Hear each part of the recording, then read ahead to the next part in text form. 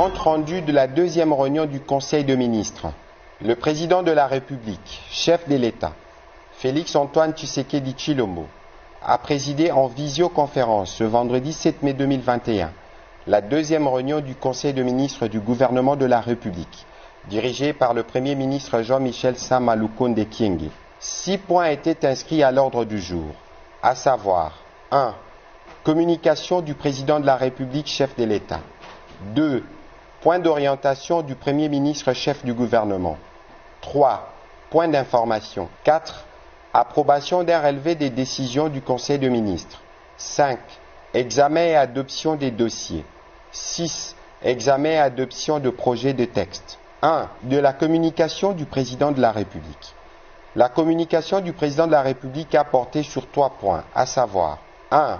Du fonctionnement de nos institutions provinciales. Préoccupé par l'instabilité au sommet de certaines de nos institutions provinciales, caractérisée par la déchéance de certains gouverneurs de province et des conflits permanents entre des gouverneurs et des assemblées provinciales, le président de la République, chef de l'État, a chargé le vice-premier ministre, ministre de l'Intérieur, de se mettre en contact avec la Commission électorale nationale indépendante CENI pour procéder à l'organisation des élections de gouverneurs dans les provinces concernées. Il faudrait par la suite que le ministre de l'Intérieur organise des séminaires réunissant les assemblées provinciales ainsi que le gouverneur pour trouver un modus operandi qui apporte la stabilité dans nos provinces. 2.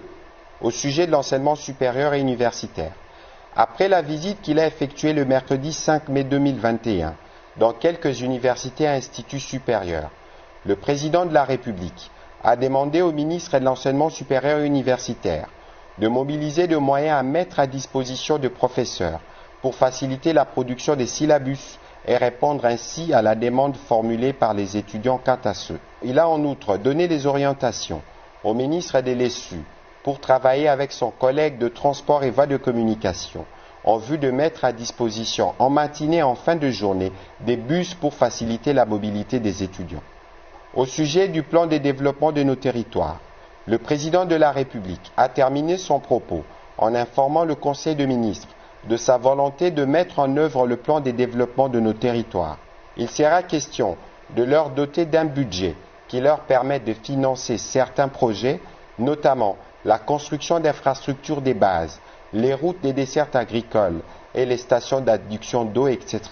Il a encouragé les membres du gouvernement à y contribuer.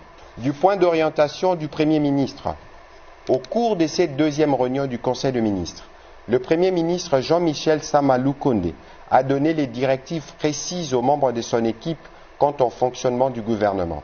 Elles concernent la tenue des réunions, les délibérations au Conseil de ministres, le travail en commission, ainsi que la préparation des dossiers et projets de textes à soumettre aux instances gouvernementales. Il a rappelé au ministre la nécessité de respecter les règles de collégialité et de solidarité qui caractérisent le travail au sein de son cabinet. Par la même occasion, il a annoncé la tenue prochaine d'un séminaire gouvernemental qui permettra de renforcer la cohésion au sein de son équipe. Le Premier ministre a invité l'ensemble de son équipe gouvernementale à respecter les délais légaux de déclaration du patrimoine conformément à l'article 99 de notre Constitution.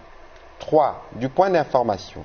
Le vice-premier ministre, ministre de l'Intérieur, a présenté les faits saillants de l'état du territoire national, tant sur le plan social que sécuritaire. Il a rappelé que la population attend du gouvernement de la République des signaux forts pour que ces revendications soient prises en compte. Il a noté que la population a accueilli favorablement la décision du président de la République proclamant l'état de siège dans les provinces de l'Ituri et du Nord Kivu, laquelle mesure a été suivie par la nomination des gouverneurs et vice-gouverneurs militaires et policiers à la tête de provinces suisses évoquées. Le vice-premier ministre, ministre de l'Intérieur, a également noté le mécontentement des utilisateurs des réseaux de communication vis-à-vis des méthodes de prélèvement de faits des RAM initiées par l'autorité des régulations de postes et de télécommunications. Quant à la taxation de ces services, il a suggéré la constitution d'une commission interministérielle pour examiner cette situation afin d'éclairer l'opinion. Le ministre de la Défense nationale et ancien combattant a pour sa part brossé la situation générale du pays par zone de défense. Il a salué la formalisation par ordonnance présidentielle de la décision du commandant suprême proclamant l'état de siège dans les provinces de l'Ituri et du Nord Kivu. De son côté, le ministre de la Santé publique a informé le Conseil de ministres de la découverte dans un immeuble situé dans la commune de La Gombe de 25 cas de Covid-19, parmi lesquels 20 expatriés et 5 Congolais. Des mesures sanitaires appropriées ont été prises. Il s'agit entre autres de la mise en quarantaine de tous les occupants de l'immeuble tout en séparant les cas contaminés des cas contacts. L'organisation de la prise en charge correcte selon le protocole national de toutes les personnes infectées, la décontamination de l'immeuble concerné, l'approfondissement des investigations avec un mapping pour suivre tous les cas suspects. Le ministre de la Santé a profité de l'occasion pour inviter les membres du gouvernement à respecter et à faire respecter les mesures barrières contre cette pandémie. De l'approbation d'un relevé des décisions du Conseil de ministres. Le Conseil de ministres a approuvé les décisions de la première réunion du Conseil tenue le 30 avril dernier, soumises à son approbation. Examen et adoption d'un dossier. Le ministre des Affaires sociales, Action humanitaire et solidarité nationale a soumis au Conseil de ministres une requête en vue d'une réponse humanitaire urgente dans les provinces de l'Ituri et du Nord Kivu. À travers cette action, la riposte humanitaire s'efforcera d'identifier en urgence 1. Le risque de rupture de solidarité communautaire. 2. Les risques de la désinformation de la population. 3. Et enfin, le risque social, politique et sécuritaire. Le Conseil de ministres a approuvé, après débat et délibération, cette requête qui témoignera de la solidarité nationale aux populations du Nord Kivu et de l'Ituri durant cette période de l'état de siège. Une commission ad hoc a été mise en place pour la mise en œuvre de cette décision. Par ailleurs, le ministre des Affaires sociales a informé le Conseil de ministres de la situation qui prévaut dans la province de la Tchouapa, consécutive aux violences enregistrées ces derniers jours entre les Bantous et les Pygmées. Il a sollicité l'intervention du gouvernement pour apporter des moyens de subsistance et rapprocher les différentes communautés. 6. Examen et adoption de projets de textes.